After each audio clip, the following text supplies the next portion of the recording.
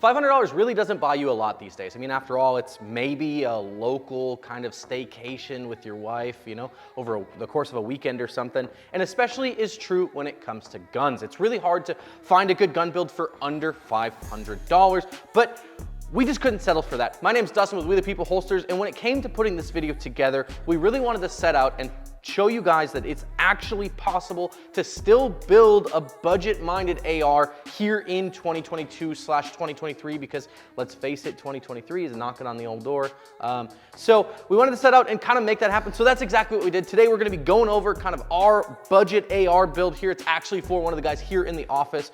We're gonna put it all together, and then of course, we're gonna take it out, function test it, shoot it, kind of give you guys our honest and unbiased feedback. So let's get into that. Before we do that though, if you guys are looking for a holster, although we don't have holsters for AR-15s, although it would be pretty cool to like carry that thing all Rambo style. But either way, if you're looking for a holster for your PDW, you can check us out, WeThePeopleHolsters.com. We've also got all sorts of cool stuff made in the USA, from dirt to shirt apparel. We've got belts, we got leggings for your lady, or for you dudes, I guess, if that's what you're into. I'm not gonna judge you, but either way, go check it out. There's a link down below. Let's get into the actual video.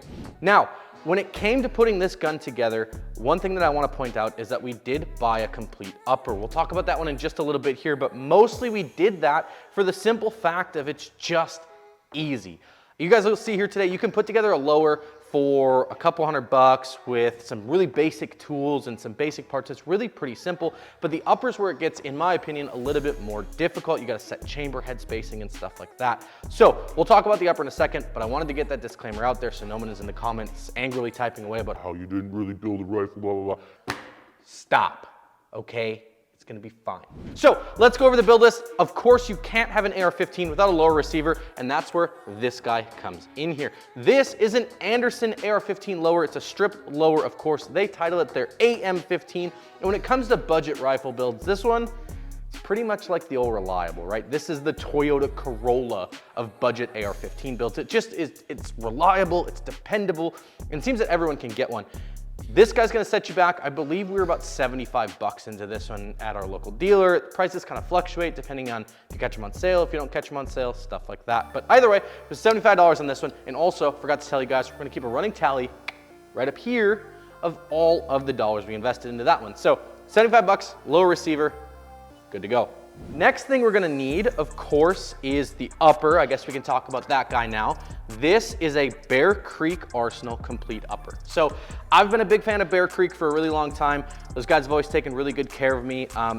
Right here in the United States, of course, they're over in the eastern seaboard. I forget exactly where over there.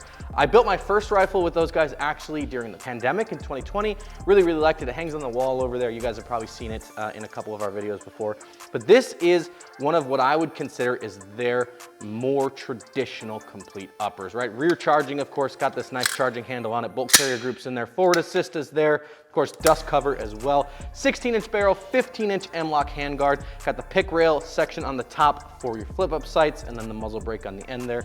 Pretty simple. The best part about this one is it's pretty budget-minded. Again, just kind of the overall theme of the whole build here. This one's gonna set you back a whopping $221, at least it was when we bought it. Now, asterisk here, some of the stuff we did get on sale, so depending on what time of year you buy it, the price may fluctuate a little bit, but overall, for 200 bucks, super solid. You really can't put one of these together for under $200, so we thought it was a really good buy. We're really excited to get it put together, and yeah, that's gonna be your Bear Creek Arsenal AR-15 upper.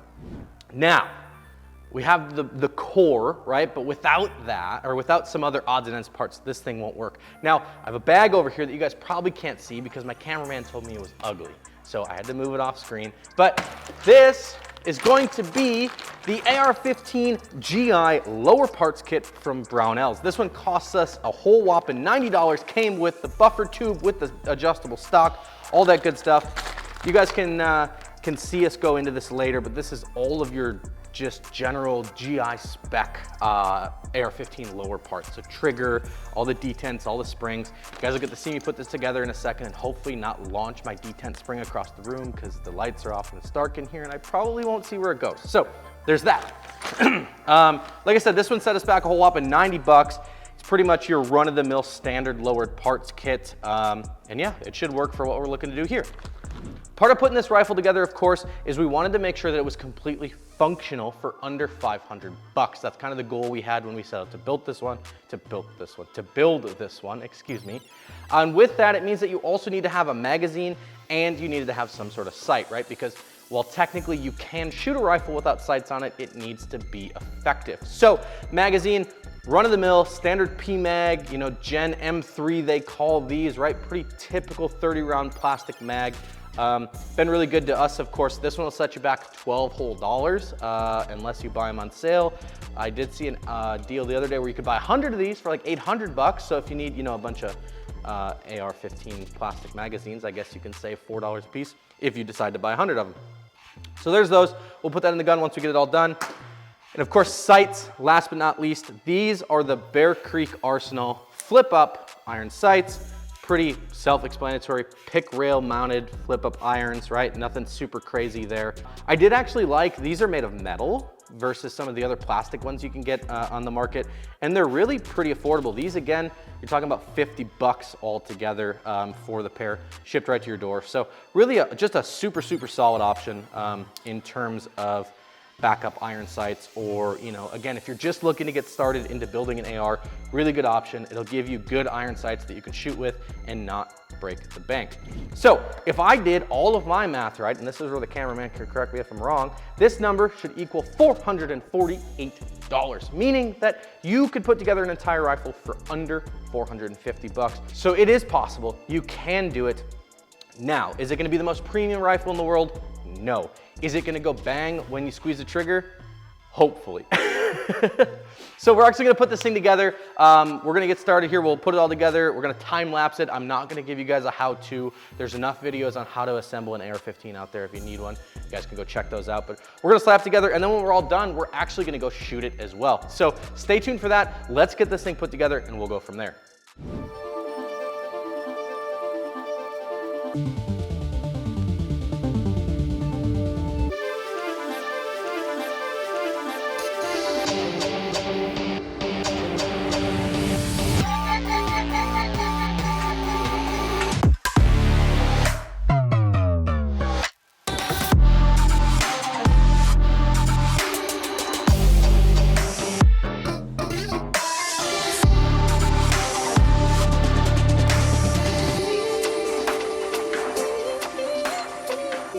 All right, guys, so we got the lower all assembled. We got the upper mounted to it, of course, got the flip up sights on it. The mag is in it, and it is ready to go. So we're gonna take this thing out to the range. Obviously, it's dark out now. We're gonna wait till tomorrow to do so, but we're gonna take it out to the range, make sure it functions, you know, function test it, put some ammo in it, fire it. We'll show you guys that, and then we'll come back and kind of talk about it a little bit and go from there. All right, guys, so we're here at the gun range. Of course, we got the rifle all put together, the old AR-15 budget build. As you can see, functions good. Everything looks good there, should be good to go. We're gonna put some rounds through it here, and then we'll give you guys kind of our final thoughts on the gun, of course. Now, we are gonna wear some proper PPE. We got ears on, of course. I'm gonna put some eyes on for this one, just because it is a brand new rifle build. You just never know how things are gonna go. So let's have a little fun, shall we? Perfect.